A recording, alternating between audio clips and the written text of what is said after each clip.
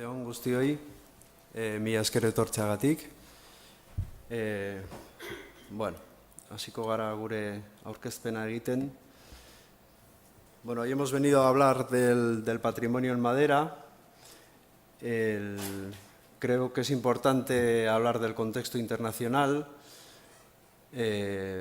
Todos conocemos elementos patrimoniales en madera de la zona europea, como las granjas alemanas o los mercados al aire libre franceses, con sus impresionantes estructuras en madera.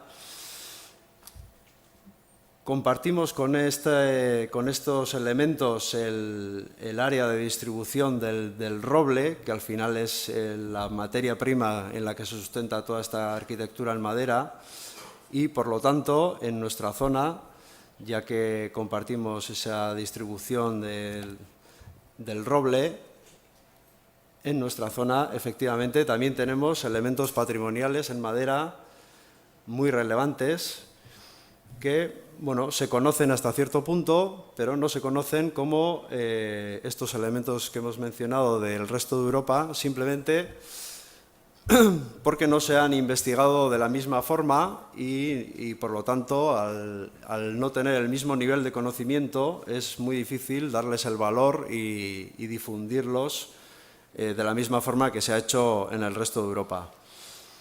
En este sentido, la visita del año pasado del grupo de investigadores Haus Forschers ha supuesto un cambio, por lo menos en nuestra visión de nuestro patrimonio. Este grupo lleva, creo que son aproximadamente 12 años, haciendo un viaje cada año a una zona de Europa en la que ellos consideran que hay un patrimonio rico y digno de ver. El año pasado, la verdad es que fue una casualidad, fue un contacto académico que tuve yo con Hajo Zimmermann, porque es el autor de numerosas publicaciones, entre ellos un magnífico glosario de términos relacionados con la carpintería y con la construcción en madera, y él me comentó en nuestro intercambio de correos que querían venir al Pirineo y a ver si les podíamos hacer de guías y visitar un poco nuestra zona y nuestro patrimonio. Entre Ivonne y yo, que llevábamos ya colaborando cierto tiempo, intentamos mostrarles un abanico de elementos patrimoniales, es decir, no solamente enseñarles las grandes estructuras conocidas por todos, como la Antigua o Igartubeitia o San Martín de Tours o este tipo de estructuras, sino también otros caseríos y granjas y estructuras que son menos conocidas, pero que tienen un gran valor por sus fechas de construcción. En estas fotos podemos ver su visión del patrimonio, es decir, cómo sacan la chispa, saben sacar las fotos de forma que cualquier elemento cobra vida. Cualquier elemento como un pequeño hórreo en sus libros pues parece una gran estructura. Y fruto de esta colaboración surge este libro en el que ellos resumen su viaje por todo el Pirineo y por el País Vasco, y que tendremos el honor de recibirles el 22 de junio, creo que es cuando vienen, y ellos nos presentarán en persona el libro y las impresiones que han recogido a la hora de visitar este patrimonio nuestro en madera. Bien, por otra parte, además de este libro de los alemanes, tenemos otra novedad, se podría decir, que es un artículo que hemos escrito entre Ivonne y yo y la doctora Urteaga y la doctora Hasma de Holanda sobre las últimas novedades en relación a los caseríos y sus fechas de construcción. Este estudio lo hemos realizado entre el Laboratorio de Dendrocronología y Bonn con su estudio de arquitectura, y en él intentamos resumir estos resultados tan interesantes que hemos realizado. El Laboratorio de Dendrocronología pertenece a la Fundación Arcolan, que es un centro de estudios e investigaciones histórico-arqueológicas. Bien, algunos datos generales sobre el laboratorio. Bueno, pues en nuestro banco de muestras tenemos ya una cantidad que supera las 5.700 muestras recogidas. Hemos conseguido elaborar unas cronologías de referencia, que es la herramienta que se utiliza para las dataciones, que cubren ya los últimos 800 años, es decir, desde la actualidad hasta el siglo XIII. Gracias a estas curvas de referencia hemos conseguido datar multitud de estructuras de todo tipo, bien sean edificios, barcos, muebles, puentes, muelles, mobiliario, bueno, o todo tipo de estructuras, y entre ellas, como ha dicho Ainara, quizás la más destacable es el Pecio de Newport, un barco de casi 30 metros de eslora que apareció en Gales y que hemos conseguido, en colaboración con la Universidad de Gales, un estudio conjunto, demostrar, no solamente datarlo y saber que es del siglo XV, sino saber que la madera utilizada en su construcción proviene del País Vasco. Otro dato importante es que no se prodigan los laboratorios de este tipo. En la península solamente hay dos, el de la Fundación Arqueolán y otro dependiente del INIA, del Instituto de Investigaciones Agrarias, que está en Madrid. Y aunque hay otros laboratorios de dendrocronología en la península, no se dedican de forma profesional a la datación de maderas históricas, sino que se dedican a estudios climáticos y ecológicos. Bien, en cuanto al contexto internacional, pues en el resto de Europa los estudios dendrocronológicos están perfectamente regulados, incluso son obligatorios cuando se trata de reformas o derribos de edificios que se considera que tienen un valor patrimonial. Dependiendo de las características del edificio, incluso está regulado el número de muestras que hay que tomar. Y esto lo que ha conllevado, bueno, pues es un profundo conocimiento de todas estas estructuras que hace mucho más fácil su difusión y su puesta en valor. A pesar de no haber alcanzado el mismo nivel de desarrollo que en el resto de Europa, el laboratorio pertenece a la Red Europea de Investigación en Dendroarqueología, que es como se llama a la variante de la dendrocronología que se dedica a la datación de maderas históricas. Y incluso hemos aportado datos al repositorio digital conjunto que tenemos en esta red de investigación. Como podéis ver en el mapa, pues hay puntos que se corresponden con estructuras del País Vasco, y esos datos están en un repositorio conjunto para la consulta de todos los investigadores pertenecientes a esta red. Bueno, vamos a decir 4 cosas sobre la dendrocronología, por si hay alguien que todavía no ha oído hablar de ella. La dendrocronología es el estudio de los anillos de crecimiento presentes en los árboles. Se basa en 2 principios principales. Uno, que el anillo de crecimiento depende de las condiciones climatológicas en las que crece el árbol. Y el segundo es que los árboles que crecen en sitios cercanos deben mostrar una sincronía en sus curvas de crecimiento. ¿Para qué sirve la dendrocronología? Pues como hemos dicho, para datar maderas históricas y arqueológicas, pero hay otras variantes que son tan importantes como esta o más, como es la dendroclimatología, porque al estar el anillo del crecimiento del árbol relacionado con el clima el que ha hecho en ese año, podemos hacer reconstrucciones climáticas a través de los grosores de los anillos de crecimiento.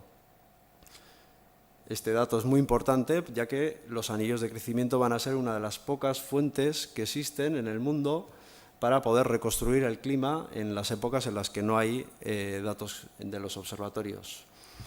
Luego hay otras variantes como la dendroecología, dendrogeomorfología, dendrohidrología, bueno, que se dedican a estudiar otras variables que se quedan reflejadas en las series de anillos de crecimiento.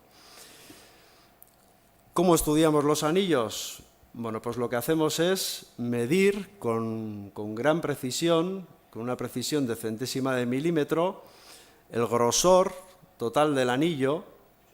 En la foto podéis ver cómo se ve un anillo de crecimiento del roble bajo el microscopio, y podéis ver que está compuesto por dos bandas, diríamos, una que son esos vasos que se ven como unos agujeritos, que es la madera que el árbol forma en primavera, y la segunda banda oscura, que son una serie de fibras, y que es la madera que el árbol produce en verano.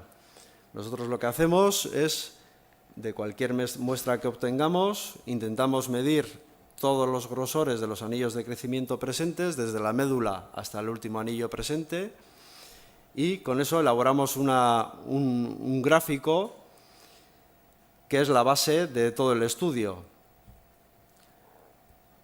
Las dataciones se consiguen por comparación de esas series que obtenemos de las muestras con unas referencias que hemos fabricado previamente. Las referencias se fabrican empezando con árboles vivos, ya que en el árbol vivo, en la muestra que le saquemos, sabemos que el último anillo se corresponde con el año de muestreo o, dependiendo de la estación, con el año anterior, de forma que todos los anillos que tengamos del árbol vamos a poder adjudicarles un año del calendario absoluto, y tendremos una serie ya de referencia que tendrá la longitud dependiendo de la edad del árbol que hemos muestreado, y iremos superponiendo muestras más antiguas que tengan un periodo de solapamiento con la muestra que hemos obtenido del árbol. ¿Hasta dónde podremos llegar? Eso dependerá de la disponibilidad de madera que haya en la zona, porque estos estudios hay que hacerlos por especie y por zona climática. Nosotros nos dedicamos al roble del norte peninsular, una franja que abarca desde Navarra hasta Cantabria. En estos momentos, en esa franja, nuestras curvas datan perfectamente las maderas que recogemos en esta zona. Bien, en cuanto a la datación, a diferencia con el carbono 14, la dendrocronología puede ofrecer dataciones muy precisas, pero depende de las características de la muestra que obtengamos. En el tronco hay diferentes partes.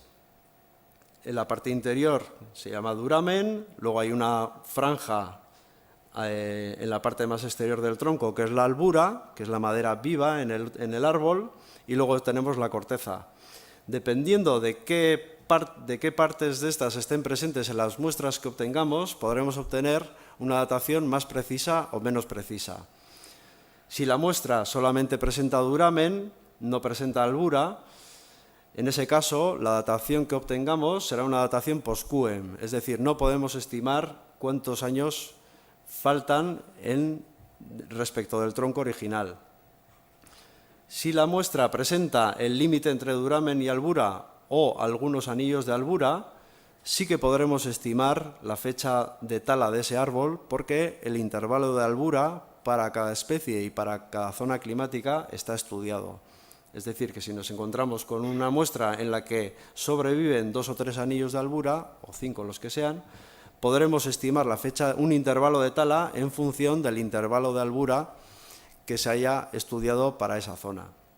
Y por último, si el tronco está completo, por lo menos en alguna de las partes de la muestra, es decir, tiene el último anillo de albura o la corteza, en ese caso podremos estimar,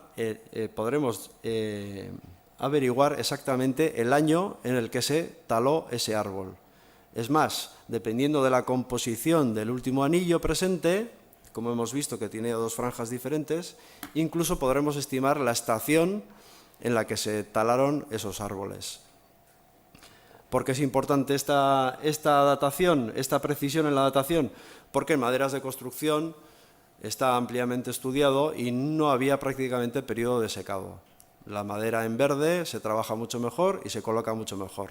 Por lo tanto, es muy lógico y muy razonable, y así se hace en el resto de Europa, asociar fecha de tala de los árboles con la fecha de construcción del edificio. Bien, Evidentemente, la dendrocronología no es un chollo y hay momentos y hay condiciones que deben cumplir las muestras y el estudio para poder obtener resultados fiables. En primer lugar, y lo más importante, es el tipo de crecimiento que presenten las muestras. Es decir, esas piezas que se han utilizado para construir provienen de unos árboles que han podido tener diferentes crecimientos. Si el árbol es de crecimiento lento, en esas muestras vamos a encontrar muchos anillos y estrechos, lo cual es muy bueno para la datación dendrocronológica, porque la datación se basa en la sincronía con las curvas de referencia. Es decir, tiene que haber sido el clima el que haya marcado el ritmo de crecimiento de los árboles.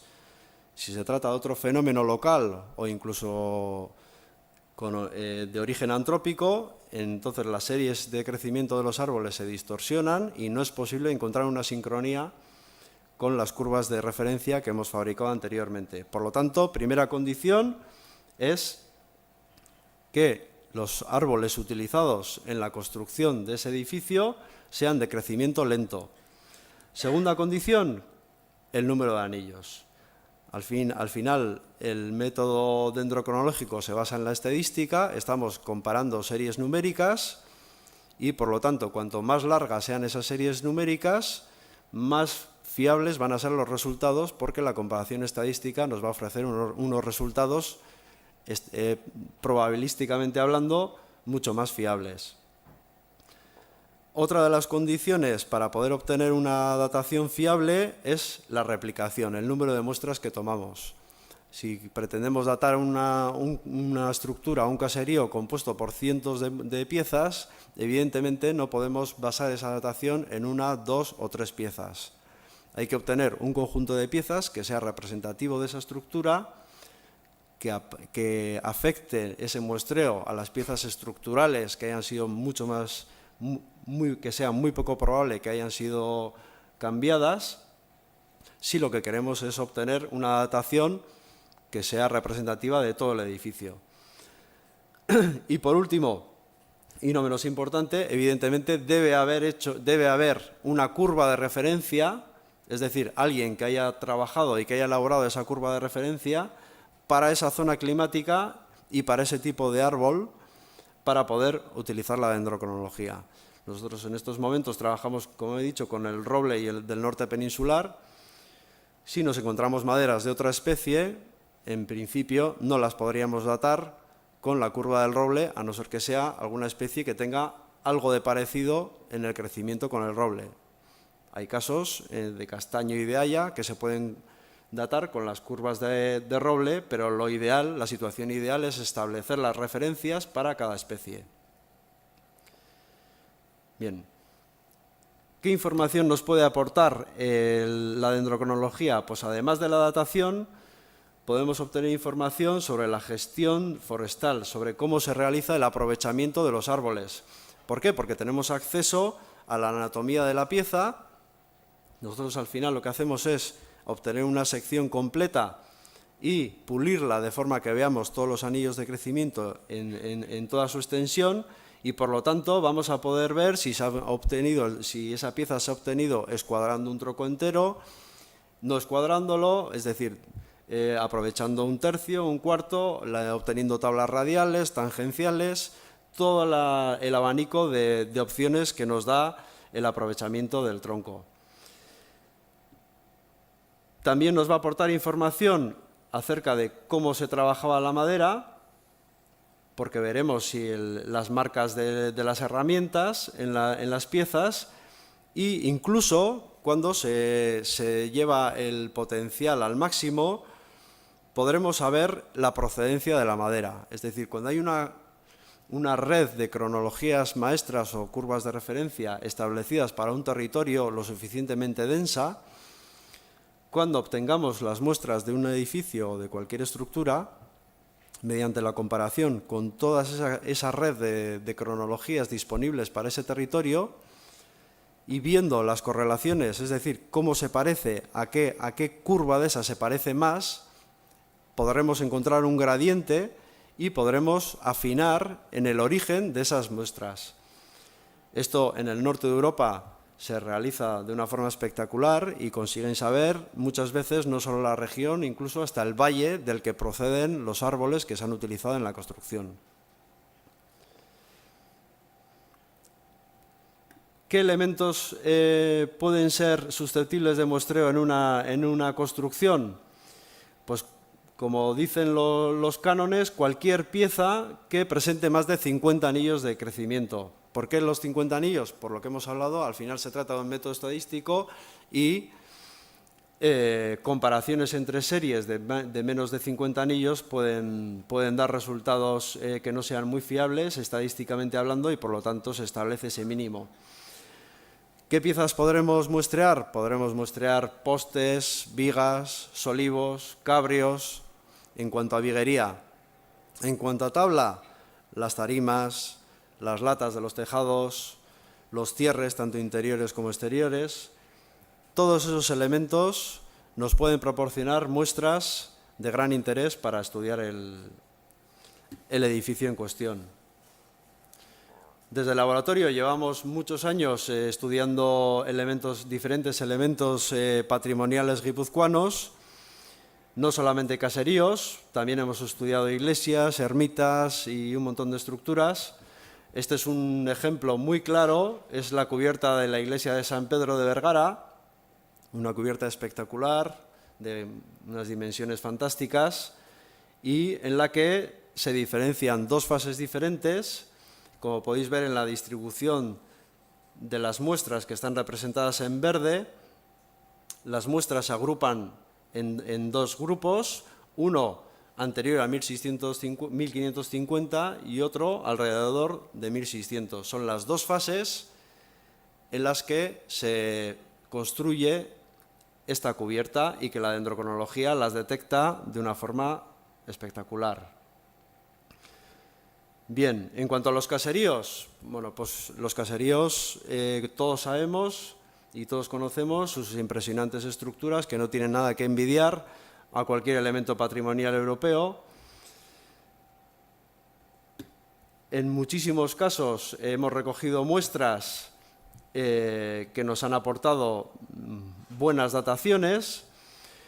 Hasta el momento, esas muestras nos han aportado datos que eran más o menos coherentes con las teorías al uso, es decir, se obtenían dataciones del siglo XVIII, del siglo XVII, del siglo XVI. En algunos casos hemos detectado muestras del siglo XV, normalmente de finales del siglo XV, que pensábamos que podían corresponderse con una primera fase o con una reutilización de maderas. En cuanto al tipo de muestras, como ya veis, lo mismo podemos obtener secciones completas de la viguería o de los postes, como de la tarima, de las latas, de cualquier tabla, e incluso podemos sacar muestras sin esperar a que el edificio se rehabilite. Podemos obtenerlas con una broca especial conectada a un taladro, una broca hueca, que como veis nos permite sacar esos pequeños cilindros, de forma que obtenemos la serie de anillos de crecimiento completa y podemos obtener la datación de la estructura sin crearle ningún daño estructural al edificio. Incluso se puede realizar hoy en día, gracias a los adelantos, se pueden realizar los análisis sin obtener una muestra física, como veis en la foto de la derecha, que simplemente se prepara mediante lijados o mediante cortes con cuchilla una superficie que nosotros pensamos que nos va a ofrecer la serie de anillos de crecimiento, se realizan fotos con escala y luego mediremos los grosores de esos anillos de crecimiento en la pantalla del ordenador, como si fuera una muestra, y obtendremos la datación exactamente igual. Siempre en los muestreos daremos prioridad a las series, como hemos dicho antes, de crecimiento lento y que tengan la albura presente, porque son lo que nos va a permitir precisar en la datación. Siempre intentando buscar piezas que sea muy difícil que hayan sido sustituidas, que están in situ, porque son las piezas que nos van a aportar información acerca de la fase original de construcción del edificio. Y bueno, aquí ya llegamos a los últimos resultados que nos parecen realmente novedosos. Se trata de dos caseríos, el caserío Zelá de Ezkio Itxaso y el caserío Maizgoena del Lazkao. En estos dos caseríos se ha realizado un muestreo muy intenso, es decir, con un número de piezas muy alto, gracias a la aportación económica de la Diputación. Y en ambos casos hemos conseguido una datación al año, es decir, hemos podido precisar en qué año se talaron los árboles que se utilizaron en la construcción de estos edificios. En el caso de Zelá, el año es 1453 y así lo demuestran las series que están representadas en forma de esas barras negras con el intervalo de albura representado en gris. En este caso, la datación al año viene dada por las características de las muestras, es decir, hay varias muestras que tienen la albura completa e incluso podemos afinar exactamente el año en el que se dató, en el que se construyó el caserío. En el caso de Maizgoena, afinamos todavía más. No solamente conocemos el año, sino la estación en la que se talaron estos árboles. ¿Por qué? Porque resulta que hay un montón de muestras que tienen el último anillo datado para el año 1444, pero se observa el principio del anillo del año siguiente. Es decir, esos árboles fueron talados en la primavera del siguiente año. Por lo tanto, fueron talados en la primavera del año 1445. Estas dataciones en sí,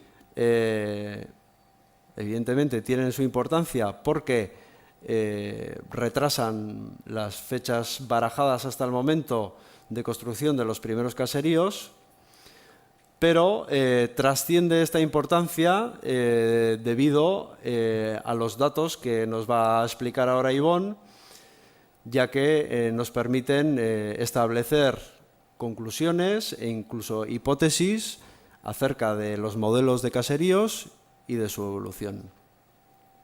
Entonces yo ahora le paso el testigo al compañero que os va a explicar. Bueno, euskeraz azalduko ditut, nagusiki bai Josuek esaten zuen bezala, bai Ezkio Itsasoko Zelá eta Lazkaoko Maizgoena baserrien irudi arkitektonikoa, ez? Zelarekin irudi eta plano batzuk ikusiko ditugu, hasiko gara Zelarekin. Ezagutu genuen baserri hau birgaitze lan batean ari ginela. Arkaitz Lasa eta biok elkarrekin ari ginen, planoen edaketa baserriaren ulerketan aurrekari lan horiek bere aktuazioan eraman aurretik, jakin aurretik Josuek gerora luzatu zigun informazioa, oso baliagarria izan duena, esango nuke egoera saldatu arazi digun, pixka bat ulerketa guzti honetarako. Orduan, gu hasi ginen, baserri ikusten dezue irudi hauetan,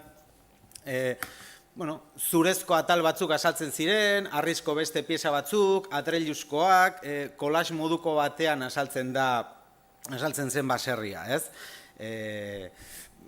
Hegoalde eta iparraldeko fatxada horietan, ikusten genuen estrato desberdin ugari azaltzen direla, harrizkoak, zurezkoak, eraskin desberdinak, eta aditzera ematen zigutena etxean, baserrian eragiketa asko egin zirela denboran zehar, ez?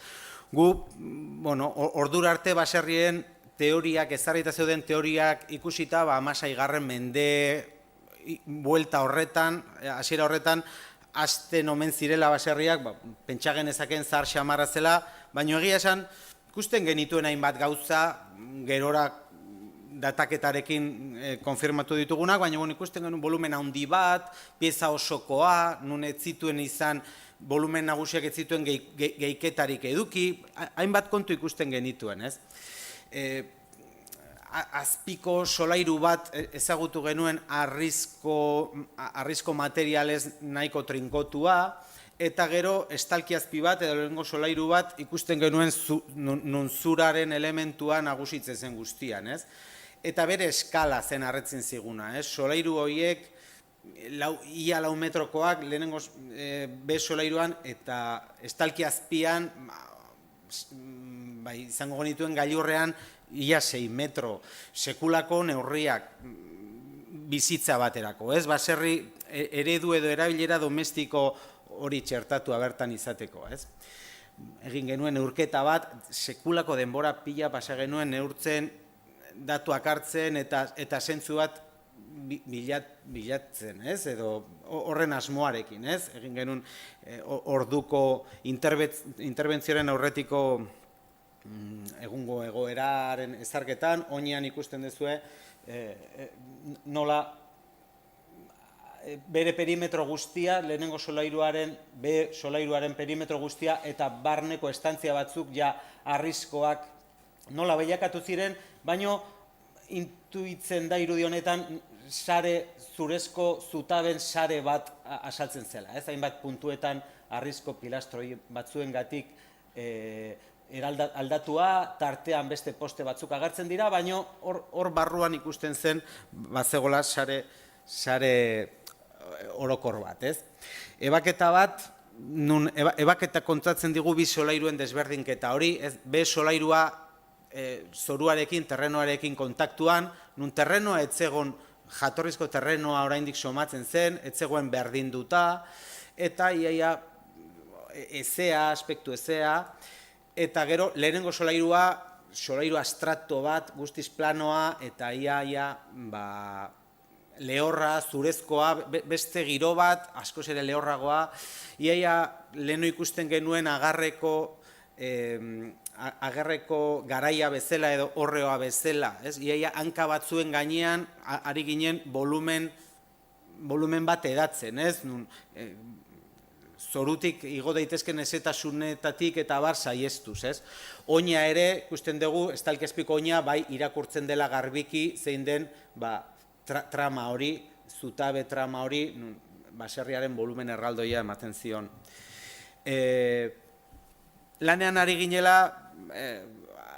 Josue ezagutu genuen, eta esan zigun, dataketa batzuk egin zitula, bitarte horretan lagin batzuk hartu zitula, eraikitzailearekin batera, eta ikusten duzue, datatutako piezak zeintzuk ziren, ez? Gorriz azaltzen dira, zutabe asko, zutabeak goitik berakoak, beti zorutik estalkirainokoak, ziurtatzen zigutena, jatorrizko piezak zirela, hainbat abe nagusi ere, eta estalkiko elementu bastante, gapirio asko, ere, 1953 adin hori ematen zigutenak, ez? Kontaktuan jarri ginen eta aipatu zigun, badakizue baserri honen adina zenbatekoa den, eta 1953. Halako batean, klak bat egin zigun gure ikuspegia, ez? Esan genuen, ostra, honek hor bidean edo buruan asaltzen zitzaizkigun hainbat kontun, ez dakit bere, zentzu bat hartzen zuten halako batean, ez? Eta, bueno, ez dakit, hortikan harreman bat sortu da lanekoa, disiplina desberdin horietatik, nik uste ongi komplementatzen garela, eta benetan euskarri oso sendoa, eta beharrezkoa, ez? Bestela, galdutzat, ez? Puntu bat falta zitzaigun hor, euskarri puntu bat, ez? Ikusten duzue, komentatzen genizuen, zutabe horiek, goitik berakoak, holtza zarraren hainbat lata ere datatuak izan direnak, eta, nahiko garbi, pieza asko izan dira gainera datatu direnak, eta nahiko garbi usten dute etxearen jatorrizko egiturako piezak direla, ez direla berrerabilitako pieza batzuk, neurrira egindakoak seguraski, koinziditzen dutelako horietako askok, Beste kasua, eta handik hilabete baten bueltan, jarraikiko kontaktu bat izan dugu, eta Josue komentatzen zidan. Beste baserri bat, hemendik ez hain urruti, Lazkaon, Ezkiotik Lazkaora, ez daude kilometro asko, 10-12 bat kilometro, bi baserrien artean, beste baserri bat topatu dut garai berdinekoa. Eta, hasi ginen kolaborazio horrekin, eta joan ginen lekura, eta, aurrekoan bezala, historiaren bilakaera baserria nola eraldatzen joaten diren, aldatzen joaten diren, kamuflatzen digu, jatorrizko irudi hori, edo gure hipotesietan dagoen irudi hori, eta hemen gauza bera, harrizko baserri handi bat ikusten genuen, ematen duena, baino txikiagoa, porque hasieran lehenengo golpean ez dirudia handia denik, eta,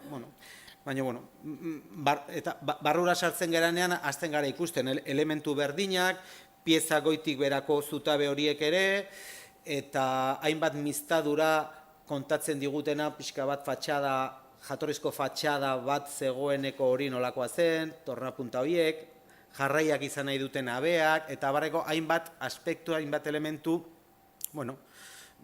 neurtu, marraztu eta aztertu nahi genuenak. Orduan, lekukotasun oso antzekoak eta jatorri ia berekoak diren bi elementu konparatzen hasi nahi genuen, hasi ginen. Kasu honetan, oinean zerbait txikiagoa, zen baserri bat, eta ikusten genuen bestea zela baino eraldatuagoa. Indusketa batzuk izan zituen zoruak txertatzeko beste solairu bat, jatorrizko lehenengo solairu hori, estalki azpiko solairu hori kota horretan egongo zen, pixka bat, indusketa txiki bat gertatu zen, bi solairu txertatu ahal izateko, eta gehien garatu den zonalde domestikoa hor gertatu da, eta beste guztian, zutabeak eta abeak mantendu dira, bitarteko errezume eta ligazio guztiak galduta zeudelarik, Zeharkako luzerako ebaketan, gauza bera, eta goiko oina izango litzatekena. Eta, hasi ginen, mistadura guzti horiei zentzu bat ematen, saiatzen behintzat, zeintzuk ziren tornapuntak, zeintzuk izango zen jatorrizko egitura, non kokatuko zen tolarea, prentsako tolare hori, Gipuzkoako baserrietan hain nabarmena izan dena, 16. mendean uste genuen tolare baserri hori, jakin degula 15. mendean ere bazegoela, eta iritsi ginen irudi horretara, pixkat ikustea zein zen jatorrizko irudia. Hemen ere, dataketan, ze pieza aztertu ziren, ikusi genuen jatorrizko baserria bi tarte horietan gertatuko zena, jabeak esan ziguten 100 urteko handipen bat izan zuela, krujia osoa, tarte osoa handitu zuela, eta aztertu ziren piezak zaharrenak izan ziren, estalkikoak, harritzen zigun, estalkian hain pieza zaharrak oraindik eta mantentzea, 5 urte baino gehiago hitz egiten ari gara, eta ikusten da, gapiri horiek, jarraikiko gapirioak, malda osoa hartzen zuten 12-13 metrotako gapirioak eta jatorrizkoak luzerakoak ziren, hainbat abere eta poste batzuk dudarik ez ziguten usten, jatorrizko egitura batetaz hitz egiten ari ginela. Hau izan zen, orain dela ez gehiegi, estalkiaren moldaketa bat gertatu zela eta ateratako datuak izan ziren, eta estalkia eta zutaben ikuiketa batzuen ostean bateratako laginetatik gertatu zen. Beraz, hasi ginen lanketa hori, ikerketa hori, eta ikusi genuen bi ebaketak, bi ereduen ebaketak berdinak zirela. Berdinak, baina solapatu daitezke eta malda berdina da, bietan 6 tarte zeharkako ebaketa batean ari naiz, noski, 6 tartez osatua zegoena, eta beti solairu batetik, solairu astratu batetik gora mantentzen zituen neurriak berdinak zirela, ez? Poste horiek, haien artean, errezuma batzuek josten zituen eta tartekako inklinatutako ligazoi batzuk guztia plano bat bezala edatzen zuela. Portiko horien errepikaketak ematen zion baserriari neurria. Zelaren kasuan portiko hori 5 aldiz errepikatzen da, 4 tarte osatuz, maizgoenaren kasuan jatorrian badirudi 3 aldiz errepikatzen dela, beraz jatorrizko 2 tarte eta azken 100 urteetan beste bat gehitu omen zaio, baino eredua berdina dela, ez?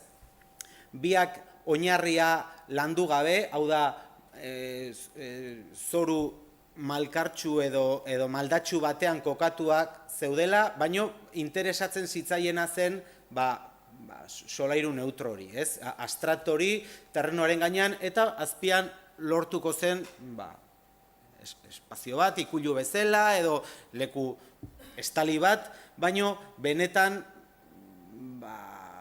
lehorra eta babesa eta kalitateko solairua goien txertatuko zena, ez?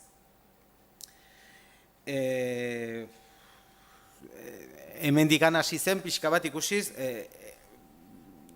tipologia berri batetaz ari gara, ez? Edo ordura arte pentsatzen genuen etxe hori edo Euskal Baserritarraren etxea edo bizitokia zena ala bilakatu da, historian zehar ala bilakatu da, baina jatorrian ere hori ote zen, ez? Ikusi genuen jatorrian osatuko zuten pieza guztiak zurezkoak zirela, bai egitura, bai itxiturak.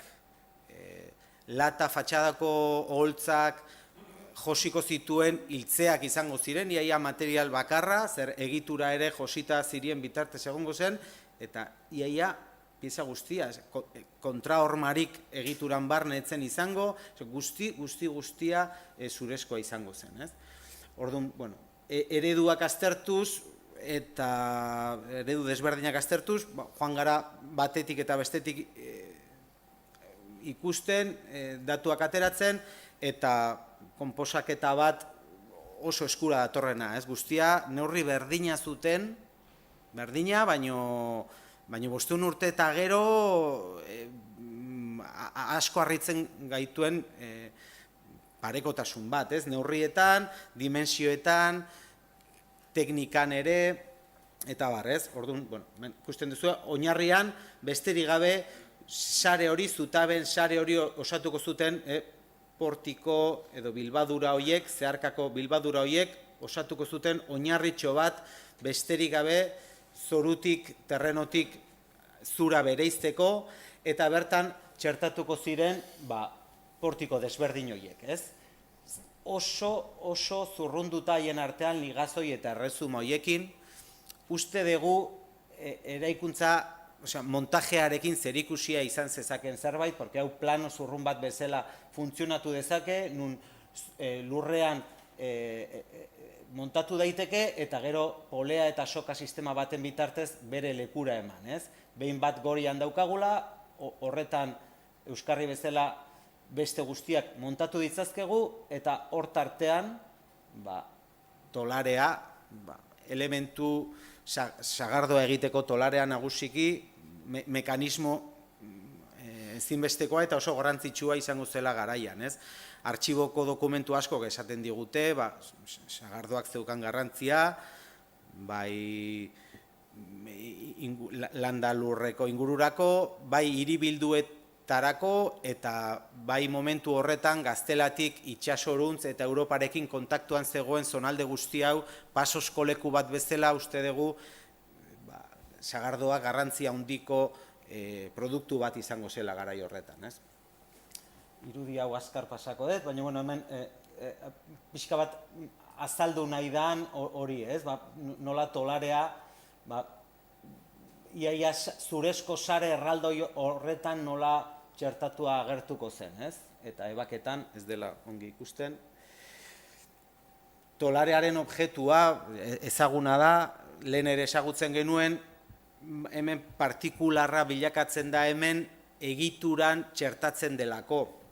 Europan zehar, Katon erromatarrak badu idatzi bat tolarearen inguruan, zurezko tolarearen inguruan, eta neurri horiek iaia berdinak gaur eguneko gure tolareak dute.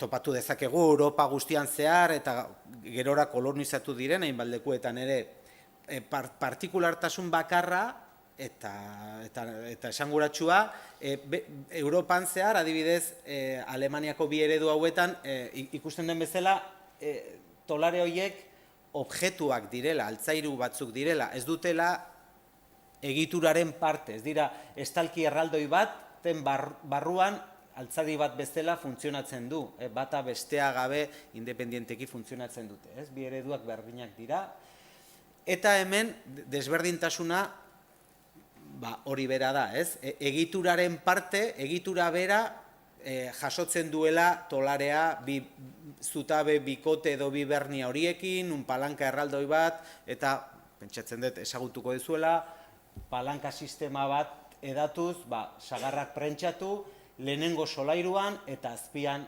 sagardoa jasoko zen, optimista edo jarrera optimista ero bat benetan, porque 25-30 tonatako bultzada jasotzen du palanka horrek eragiten dio, eta egitura batek bultzada hori jasotzeko benetan jarrera oso optimista eta sinistu behar dezu zertan ari zaren, Baina, bueno, zentzua badu, leheno komentatzen genuen kontrolatutako plano horretan, hor goikaldean gertatzen da guztia, zorutik bereiztuz eta garai edo horreo bat balitz bezala goiko volumen horretan gertatuko zen aktibitate guzti hori. Ibilbidean jarraituz, bilbadura horiek, zurezko bilbadura horiek, beste zeharkako abe batzuk eta abeska batzuk josiko zuten beste zentzuan, eta fatxadaekin batera, iaia zurezko saski bat bezala edatuko zen eraikuntza. Horien gainean, bilbadura horien gainean, oholtza ezarriko zen, bilbadura horiek metro 10 distantziara, oholaren neurri kontrolagarri bat ematen digu aukera bezala, eta barruko bilbadurak baita fatxadakoak ere modu berdinean eraikiak izango lirateke. Hori, zelaren kasuan oraindik garbi ikusten da, nola funtzionamendu hori bilbadura horiekin eta hola gainean jarrita, iaia barruan geratzen den fatxada bat bezala ulertzen da, baina sistema bera zen, barruko banaketak eta fatxadakoak berdin eraikiak zeuden, ez egon desberdinketarik, orduan horrek ematen digu, fatxadaren irudi hori gero harriak ekarri digun eraikuntza hori nun fatxada bat, armarri batekin, arkute bat, markatzen ari da elementu, egon nahi duen elementu bat, garai honetan etzen gertatzen, hau ekonomia barnek zegoen sistema bat zen zurezko eraikuntza hau, eta burdinolak zituzten prentsak bezala, zurezkoak zirela, eta mekanismo mugitzen zen mekanismo bat, lurraldeak eskaintzen zigun material batekin, aritza, Europa guztian bezala, lehen ikusi dugun irudi horretan, eta azkartasun bat, eta ekonomia erreztasun bat emango ziguna, mantenimendu bat ere, osea, gainean egon beharreko, mantendu beharreko objektuak dira, baino, bueno, ulertu behar dugu, hor, 15. mende horretan behintzat, eta segurasko atzerago ere, zegoela egiteko modu bat desberdina, 16. mendearen bigarren erdian eraldatzen hasten dena, eta geroz eta astunago bilakatzen da eraikuntza guzti hori, Ikusten dugu hemen zelaren irudi batzuk, baino barne holoiek, barne banaketak osatzen dutenak, hemengo irudia hauek, eta fatxadakoak berdina eraikiak daudela, ez? Eta elementu hau ongi argitua, ongi temperatura egoki batekin, ezetasunarik gabe, benetako baldintza honeko egoera bat ematen digu, ez? Oinean, gauza bera, esan dugu ebaketak oso berdinak, ia berdinak direla, eredu desberdinetan zehar, oinak gauza bera ere. Iaia, 5 metrotako tartea bilbadura nagusiak hauek badira, haien artean gutxi gora bera 5 metroko distantzia mantentzen da, kasu guztietan, bereizketa bakarrekin tolareak kokatzen zeneko masera, sagarra prentsatzen zenekoa, eta palanka, ez? 75 eta 5 eta erdi, neurri exacto horiekin, kasu desberdinetan zehar, eta beste tarteak 5 metrotakoak. Errepikatzen dira, eta sarea ia berdina da kasu guztietan, ez? Irudi bat izan zitekena, zelaren kasua horrelako irudi bat da, ez? Gaur egun ezagutu dugun irudi hori izango zenarekin konparatuz asko eraldatzen da, ez? Zurezko itxitura guzti horiek, leio oso txiki batzuekin iaia zelosia moduan funtzionatuko zutenak, elementu esanguratxoren batekin, segurasko irekidura edo etarte moduko batekin, eta zoruaren kontentzioak edatuko zuten harrizko horma batzuk, iaia esango genuke urbanizazioarenak izango lirateke, ez? Bereiztuko lirateke zurezko egitura horretatik. Zura, ez zuen harriarekin zerikusirik eduki nahi, ez? Autonomia batekin funtzionatzen zuten. Eta gaur egungo irudia, pieza errezuma gehienak barrukaldean behintzat galtzen joan dira, geratu dira zurezko tartetxo batzuk, fatxadak astun bilakatu dira, harrizkoak, adreiluzkoak, eta irudi hori galtzen joan da, eta hain txertatua daukagun, Euskaldunok hain txertatua daukagun baserriaren irudia hori bera da, ez? Nasketa guzti hori, zura, harria, adreiluarekin, eta ibilbide baten nolabait ere esanahia, ez? Eta hori bezala ulertu behar dugu. Iruditu zitzaigun lanketa hori, abitze bat besterik izan ez bada ere, lanean jarraitzen dugu, eta kasu desberdin geroz eta gehiago topatzen ari gara, datazio berriak egin ditugu, eta konfirmatzen dizkigute datu guztio hauek, baina abitze bat bezala, Journal of Archaeological Science aldizkarian artikulu hau publikatu genuen. Pixka bat, bi baserri hauek nolabait ere tipologia berri baten egoera edo planteatzen zuten. Josue eta Urteaga doktorea eta Jasma doktoreak parte hartu dute ere artikulua edatzen, kontestu lokala alde batetik eta internazionala bestetik nolabait ere jorratu dutena eta tipologia hau historian zehar bertan kokatzen edo pixka bat lanketa horregon da, ez? Benetan, historialariek, 1956 garren urte horretan badirudi aide nagusiek boterea galtzen duten, Gaztelako erregen aurrean, eta badirudi momentu horretan hasten dela lurraldea eraldatzen, eta landa testuingurua aldatzen, ikusten ditugu aurretik ere bazegoela, bazirudien guda garai batzuetan eraikitako ereduak direla, historian hor badaude hainbat kontu nolabait ere dataketa hauek moldatu dezaketena, ez? Eta, hemendik aurrera, esan genuen, jarraitu behar genuela, neurketak egiten eta detektatu ditugun ezaugarri guzti horietatik esan genuen, guazen eredu berriak bilatzea, aztertzea eta datatzea. Eta, azkenekoa datatu dena Zuaznabarraundi baserria, altzokoa, bagenekien pedigria zuen baserri bat dela, altzo eta hainbat historialarik ere aipatu dute haien berri, baino beti 16. mendean kokatu dutena.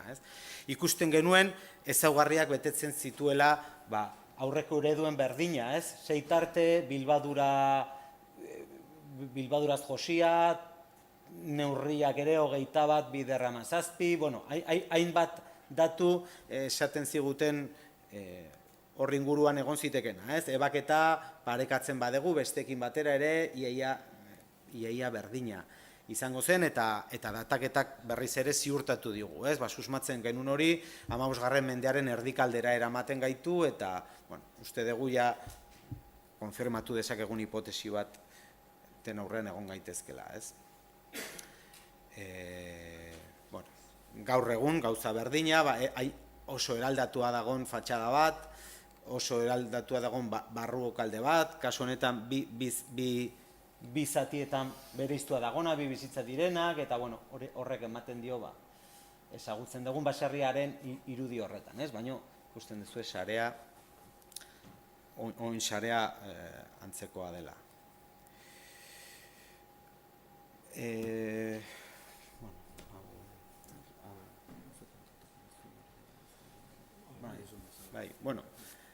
Amaitzeko, hori komentatu nahi genuen, disiplina, gure ondaroa balioan jartzeko Europan egiten den bezala, Europan ikusi ditugun ereduekin konparatuz, ikusi dugu rodajea falta zaigula, nun egon daiteke pixka bat balioan jartzeko prozesu hori, eta uste dugu disiplina nasketa horrek asko aberastu duela, euskarri gehiago eman dizkigu eta ikerketa ardatz berdinaren berdinean euskarri desberdinak izatea uste dugu sendotzen duela izugarri, lanketa hori.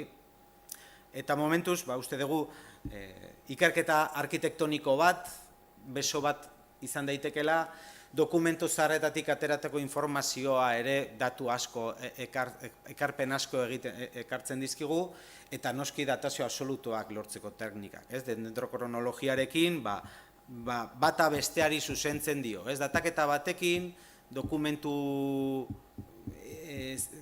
zaharretatik ateratakoa eta irakurketa arkitektoniko batek uste dugu komplementu oso interesgarria osatzen duela. Horretarako lehen arkeolanetik, aldundiaren babesa eta Josuek ez du aipatu, baina arkitektura sailak ere hainbat dataketa babestu dizkigu eta datu gehiago atera ditugu, orduan uste dut hor egon behar duela, disiplinan nasketa horren ulerketan bide berdinaren barne, eta hori zen kontatu behar genuena.